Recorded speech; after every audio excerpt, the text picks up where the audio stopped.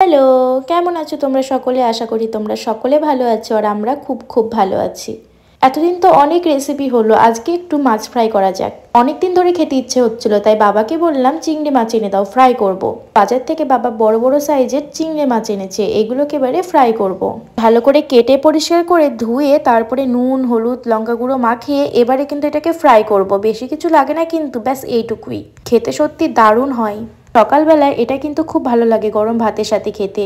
মাছগুলো ফ্রাই করার পর যে তেলটা থেকে যাবে সেই তেলটা দিয়ে ভাতটা মাখালে বুঝতে পারবে খেতে কেমন হয়। তো খুব ভালো করে কিন্তু লাল লাল করে কড়া কড়া করে কিন্তু ফ্রাই করে নেব।